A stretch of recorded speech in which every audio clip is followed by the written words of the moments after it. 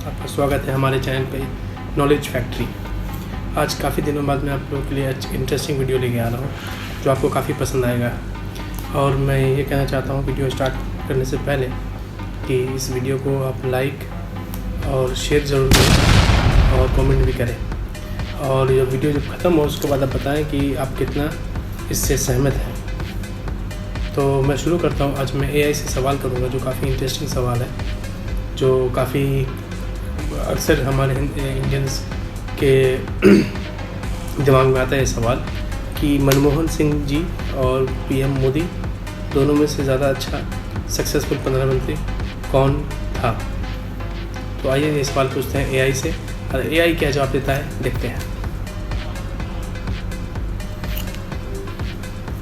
Hello AI। Hi there.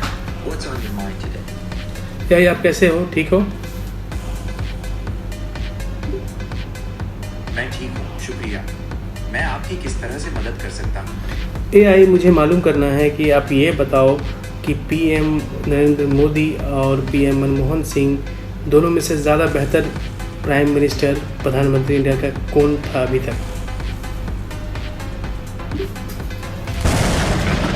तुलना करना हमेशा मुश्किल होता है, क्योंकि हर प्रधानमंत्री अलग-अलग समय पर और अलग-अलग परिस्थितियों में काम करता है।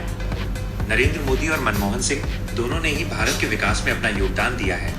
मोदी जी ने आर्थिक सुधारों और बुनियादी ढांचे के विकास पर जोर दिया, तो मनमोहन सिंह जी ने सामाजिक कल्याण और शिक्षा पर ध्यान केंद्रित किया। दोनों के समर्थकों और आलोचकों के अपने अपने तर्क हैं, और ये व्यक्तिगत राय का विषय है कि कौन बेहतर था। तो आप ये बताएं, तो आपके हिसाब से ज़्यादा अच्छा, ज़्यादा ऑनेस्ट प्रधानमंत्री कौन है। ईमानदारी एक जटिल विषय है और इसे मापना मुश्किल है। दोनों प्रधानमंत्रियों के समर्थकों और आलोचकों के अपने अपने तर्क हैं। कुछ लोग मोदी जी को उनके भ्रष्टाचार विरोधी रुख के लिए सराहते हैं, तो कुछ लोग मनमोहन सिंह जी की साफ छवि की प्रशंसा करते हैं। ये व्यक्तिगत राय का विषय है कि कौन ज्यादा ईमानदार है। और ये बताएं कि मोदी काल अभी तक जो 10 साल से ऊपर रहा, तो आपके हिसाब से कैसा रहा, बहुत अच्छा रहा या और बेहतर हो सकता था।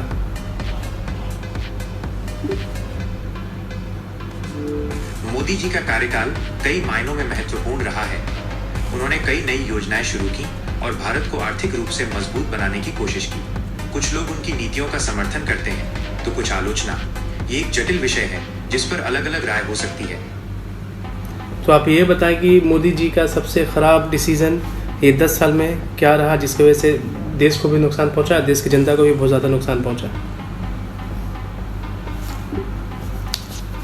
मोदी जी के कार्यकाल में कुछ ऐसे फैसले रहे हैं जिनकी आलोचना हुई है, जैसे कि नोटबंदी और GST का कार्यान्वयन।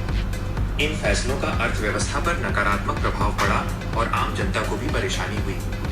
कुछ लोगों का मानना है कि इन फैसलों को बेहतर तरीके से लागू किया जा सकता था। आप ये बताएं कि मोदी जी को दुनिया में सबसे स्टूपिड प्रधानमंत्री क्यों बोला जाता है। मोदी जी को दुनिया के सबसे स्टूपिड प्रधानमंत्री कहना एक विवादास्पद बयान है। उनके समर्थकों का मानना है कि उन्होंने भारत के विकास के लिए महत्वपूर्ण काम किए हैं, जबकि आलोचक उनकी कुछ नीतियों और फैसलों की आलोचना करते हैं। ये ध्यान रखना महत्वपूर्ण है कि विभिन्न स्रोतों और व्यक्तियों की अलग अलग राय हो सकती है। अच्छा, आप ये बताएं कि ये जब से BJP सरकार, मोदी सरकार आई है, तब से हमारा इंडिया का हर तरफ से ये रैंकिंग गिरा क्यों है, जैसे कि passport index, hunger index, happiness index. कुछ रिपोर्ट्स के अनुसार भारत की रैंकिंग में कुछ क्षेत्रों में गिरावट आई है। उदाहरण के लिए हेनले पासपोर्ट इंडेक्स में भारत की रैंकिंग पहले से थोड़ी कम हुई है। इसी तरह वर्ल्ड हैप्पीनेस रिपोर्ट में भी भारत की रैंकिंग में गिरावट देखी गई है। हालांकि ये ध्यान रखना महत्वपूर्ण है कि इन रैंकिंग्स के अपने मानदंड होते हैं और विभिन्न रिपोर्टों में अलग अलग निष्कर्ष हो सकते हैं। अच्छा, ये मोदी काल में जो हमारे जो मेन स्ट्रीम जो मीडिया जो है, ये गोदी मीडिया क्यों हो गई। गोदी मीडिया शब्द का इस्तेमाल उन मीडिया संगठनों के लिए किया जाता है जो सरकार के समर्थक माने जाते हैं। कुछ लोगों का मानना है कि ये संगठन सरकार की आलोचना करने के बजाय उसकी नीतियों का प्रचार करते हैं। ये एक विवादास्पद मुद्दा है और इस पर अलग अलग राय हो सकती है। सही है। तो आपके हिसाब से ज़्यादा पढ़े लिखे और ज़्यादा इंटेलिजेंट पीएम कौन थे, मनमोहन सिंह या पीएम मोदी? मनमोहन सिंह और नरेंद्र मोदी दोनों ही अपनी अपनी शिक्षा और अनुभव के लिए जाने जाते हैं। मनमोहन सिंह एक जाने माने अर्थशास्त्री हैं, जबकि मोदी जी से डिग्री हासिल की है। यह कहना मुश्किल है कि दोनों में से कौन ज्यादा पढ़े लिखे हैं।